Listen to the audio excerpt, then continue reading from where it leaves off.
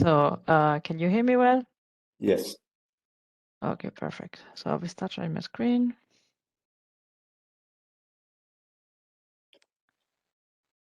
So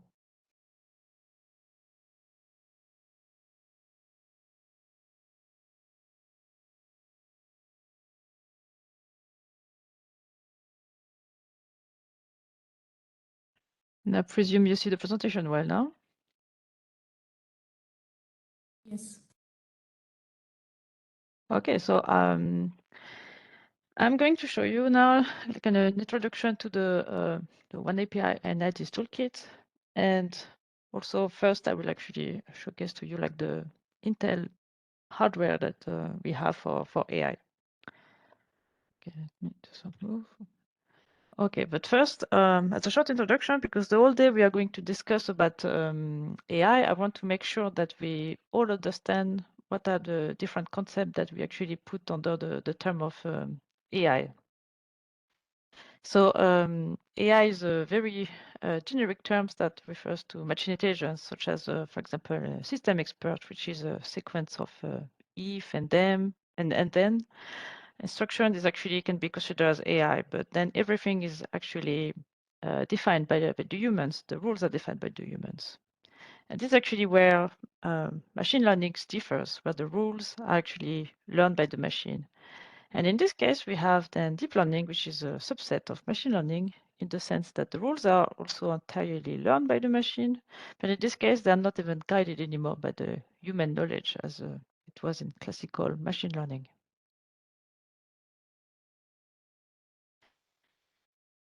And here's actually what I mean when we say that in classical machine learning, we actually are expected to be able to do a classification to actually extract features. So for example, for doing face classification, we will actually extract, for example, the roundness of the face, the distance between the eyes, or the size of the mouth, for example.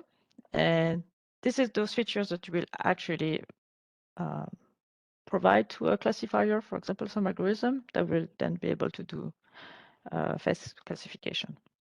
And this is actually where this is the big difference with deep learning, where we don't need anymore those handcrafted features. They will learn, so the algorithm will learn on its own what is the best features to actually use for face recognition. And the fact to switch to not having handcrafted features really help a lot in increasing the accuracy for algorithm in image recognition or in NLP, and this is what we will find now is mainly state of the art in AI. Okay, so that was my short introduction for AI. And because we are going to discuss actually all day what is the software stack for AI at Intel, I want to focus before on the hardware part because, of course, it's the core business of Intel. And so let's take a look at that. So here I'm showcasing kind of an overview of the different Intel hardware. So first we have, starting on the embedded side for CPU, we have Atom devices, and yes, we can also use very embedded devices for doing AI. So we will see that today through actually OpenVINO. That will be presented today, later today.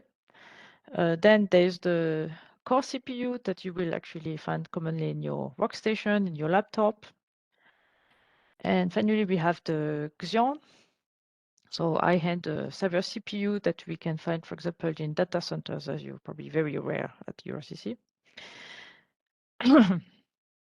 So Xeon are really omnipresent, so in data centers and in the cloud. And actually, this is where a lot of AI is actually happening. So a lot of inference also run on Xeon on the CSP or in the data centers. And CPU are really recommended when you're just not doing AI, but also do a lot of other workload, and just AI is just one of them.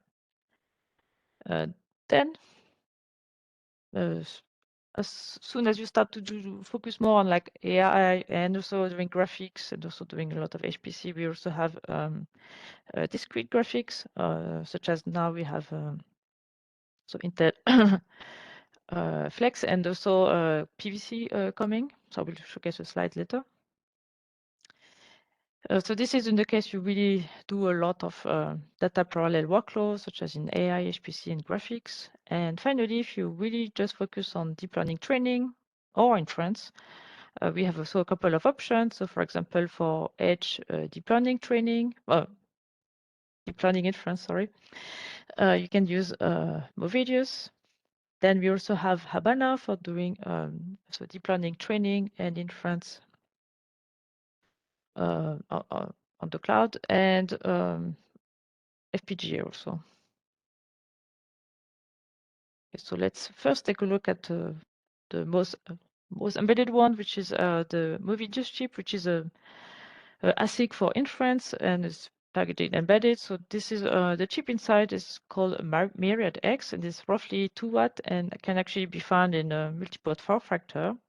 So you can find it inside the USB stick, which is called neural compute stick, but also you can also find it on cards with a PCI Express connection, and you can have like 1, 2, 3 until 16, put a lot on them. And this the Movidius chip can be used through the OpenVINO. Now let's take a look at actually Xion.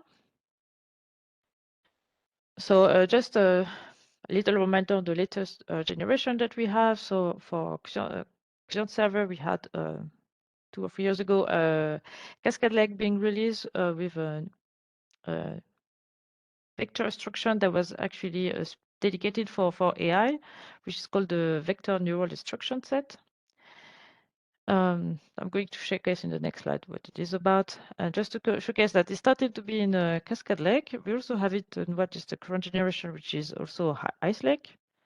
So Ice Lake on top of that also came with Intel SGX. So Intel SGX is actually it's a shortened for software guard extension, and it's an encrypted enclave that can be used for actually federated learning. That will be actually covered today by one of the speakers. And so this is the current generation, Ice Lake. And finally, for the next months, we will also release Sapphire Rapids that will come with a new instruction set that is called Advanced Matrix Extension. And here's basically will be the advancement from vector here to matrix, providing even more speed up. So I will just showcase here in the next slide what was this VNNI, so vector neural instruction set about. So for VNNI, it was based on the observation that really at the fundamental level, there's a lot of neural networks that are just a sequence of multiplication and addition, and depending of the precision, that can be done in the very particular pattern. And for example, on AVX 1212, that instruction set you find on Xion, you actually need to have like 3 instructions to perform this operation, which is add, and add, and multiply also at some point. And this is where in the VNNI, there's a new instruction that is added that will fuse the 3 instruction into one. So instead of using 3 CPU cycles, we just use 1, which of course does speed up your deep learning inference. And as I mentioned, this is a pattern that can be found for int8. So this is an instruction set that was kind of dedicated for int8 on Cascade Lake and Ice Lake. And they were also used for bfloat16 on Cooper Lake.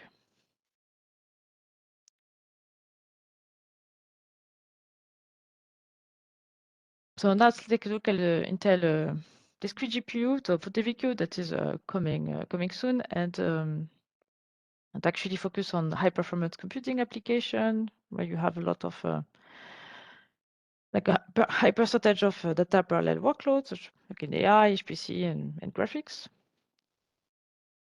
So we are going to showcase a bit today how to actually target those kind of devices.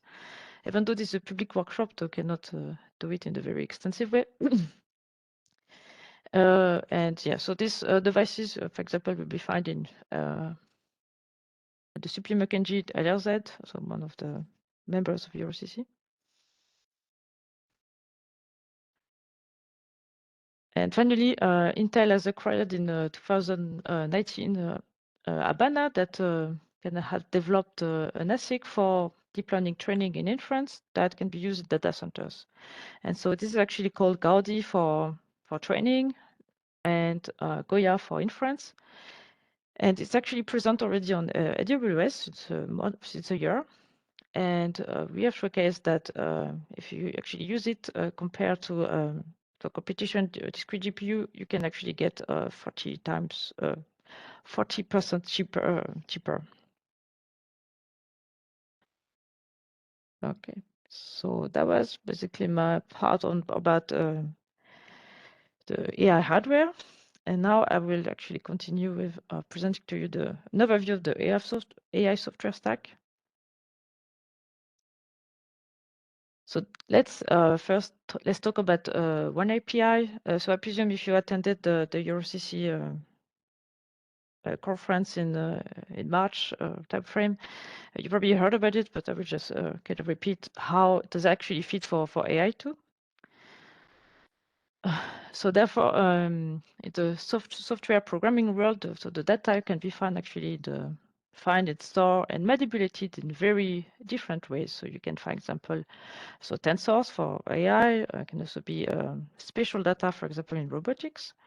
And as I've just showcased in the slides before, you can have a lot of hardware for AI, a lot of hardware for computation in general, and so you have like a lot of type of data and a lot of hardware, and there's no one hardware that fits all type of algorithm.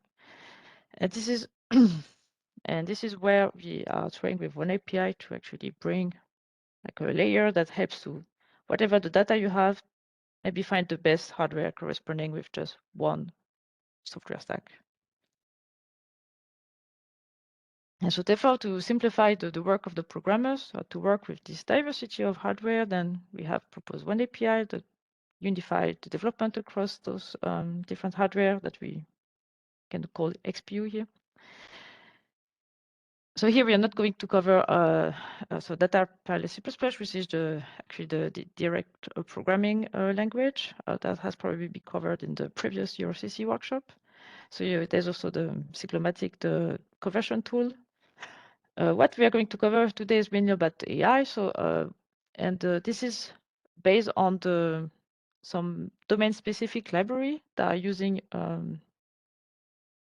so domain-specific libraries that are just dedicated for different verticals. So for example, for AI, we have like 1DNN, which is our optimization for deep learning primitive, 1MKL for math kernel libraries, so optimization of math algorithm, and so on for different verticals. And typically, this is what we will use. This part of the base library of one API. This is what we will use to optimize the different tool that the data scientist is used to work with. So TensorFlow, PyTorch, Modin, for example, scikit-learn. So as the different one API toolkit that have actually AI component are the following ones. So, Edmond in the introduction kind of presented already. So there's the one API analysis toolkit, which is basically what we'll cover all day today, which is gathering most of the tools that data scientist is using. Then there's the base toolkit that englobes all the low-level libraries that I just mentioned before, such as 1DNN. And there's OpenGeno that also use some part of the base library, such as 1DNN, for example. So here, Intel is not alone in this initiative. So we are working with the major actors in the AI industry to actually get one API adopted in their product. And a really great example we have is actually by TensorFlow that I'm going to showcase you this afternoon, that our optimization coming from 1DNN are upstream by default inside TensorFlow. And if you're using TensorFlow on CPU, you already have Intel optimization. Okay, so now let's have a kind of a breakdown on what is inside the different toolkits that we just showcased before. So first we have the one API analysis toolkit that is made of on the classical machine learning part from classical machine libraries that data scientists are used to work with, such as Pandas, scikit-learn, XGBoost. So the same here for that. For deep learning, there's optimization for TensorFlow, optimization for PyTorch. And we also have the Intel neural compressor that is adding techniques to compress your model to go to low precision, int 8 or before 16. And on top of that, we also have some example, like part of the model zoo and end-to-end workflows of how to use the rest of the tools we have. So this is part of the AI kit. Then we have here also OpenVINO that is also building on the low-level libraries. And here I can mention the part of the one API based toolkit. We have the low-level libraries.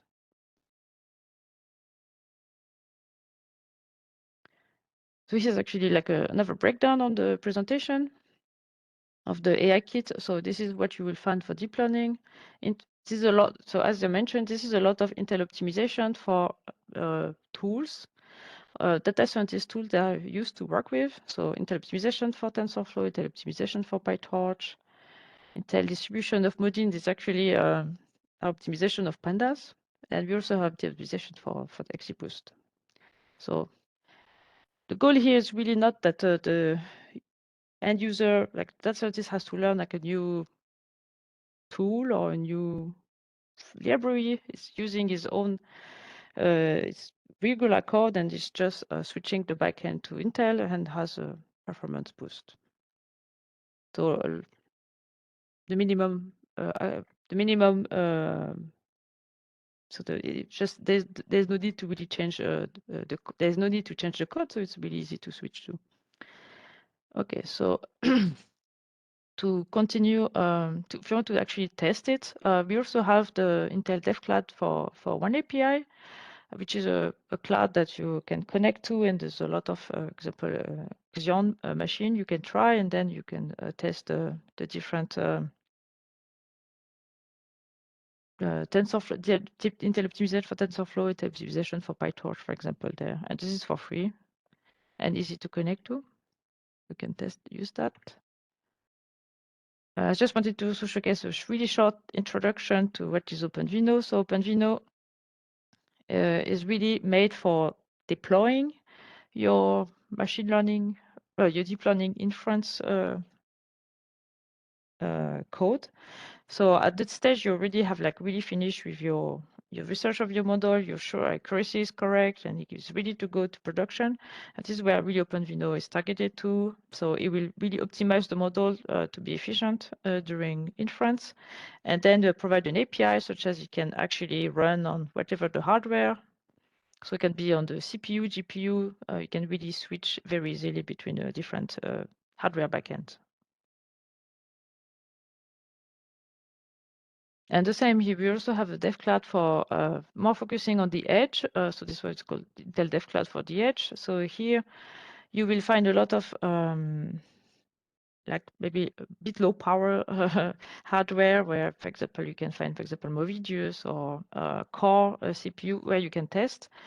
And this is very complementary to the dev cloud for one API. And here you can also test your model and see on which hardware does it run the best before you need to actually buy them all and to test them. So it's a great sandbox for that. And so on top of that, we also have a lot of AI containers that you can pull from the one container portal. So that goes, we have like the packaging of the whole AI kit. We also have end-to-end samples. So here showcasing like for here an example of recommender system in Python. So we have like really a lot of containers to play around. So I recommend you to look at this page.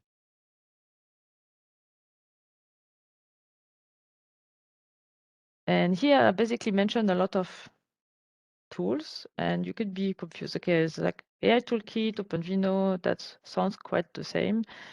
It's actually so AI kit, as I mentioned, it's a lot of tool optimization of tools that the data scientist is quite used to, and And typically, this is where they are still exploring and analyzing the data. So when they are still developing the models, so if they are still searching for the models, they are using TensorFlow or PyTorch.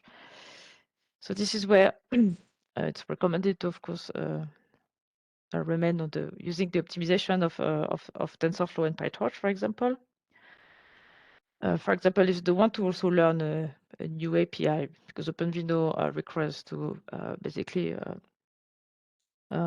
change a bit of your inference code. So if you want to stay really in your ecosystem, like PyTorch ecosystem, TensorFlow ecosystem, this is where the AI toolkit is more recommended. On the other side, if really you are completely done with exploration, your model is now decided, you will go production in that state. And what is really now just important is how to get it ever to be more performant and also be more efficient, maybe smaller size, for example, or have a lower memory footprint. This is really where OpenVINO is suited, and that's really it's really correspond to different stage where you are in your AI pipeline. So more research, AI toolkit, really production, ready for deployment. So OpenVINO. And here we actually have a great example from a customer called Akrad. So they actually develop an algorithm called ChecksRAD, which help radiologists and physicians to identify COVID-19 and or also other disease like pneumonia through a chest X-ray. And so first they train and validated the model using Intel TensorFlow from the AI toolkit.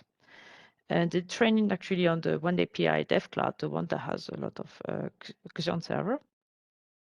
And once they were done, actually they actually went to OpenVINO and made the model more efficient and to find what was the best actually hardware to run it on. They actually went to the Intel dev cloud for the edge. And so this is an example where we showcase that really it's going from stage one, so researching your model, stage two, deploying. It's not, it really corresponds to different stages. And in total, they could showcase that they could classify the pathology COVID-19 of pneumonia in 150 chest X-ray in under 90 seconds, which with a lot faster than what if radiologists would do that by looking one by one on the chest X-ray images.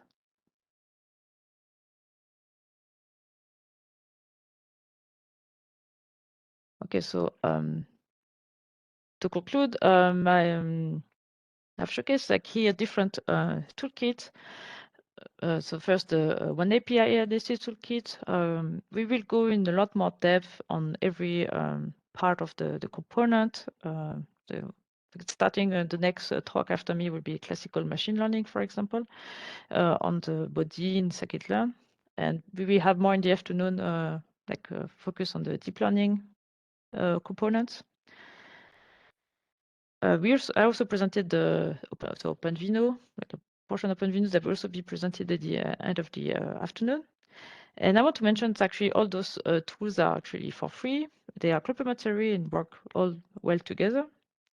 And they actually also open source, so definitely it's a good tool to try. And yeah, so that's basically conclude my presentation. Okay. So any question? Can I see that somewhere?